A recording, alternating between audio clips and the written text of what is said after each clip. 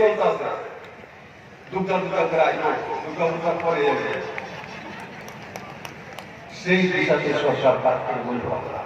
কিষাণ সম্মান নিধির মাধ্যমে 327 কোটি টাকা ফ্রিতে এফসিএ এর মাধ্যমে প্রকল্পন ত্রিপুরা রাজ্যে প্রকল্পন করেছিল সরকার। কৃষকদের ধানের দাম বেড়েছিল, আমরা প্রকল্পন করেছি 84,000 মেট্রিক টন ধান। 10 টাকার ধান আজকে কত টাকা করে কিলো বিক্রি হয়? ধান কত টাকা করে? কত? হ্যাঁ,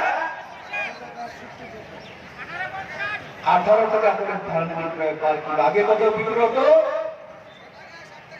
6 টাকা, 7 টাকা, 10 টাকা, 12 টাকা, 13 টাকা, তার উপরে ধান বিক্রি হতো না। আজকে কৃষক বলে 18 টাকা নিকানি, না নিলে বন্ধ হয়ে যাবে।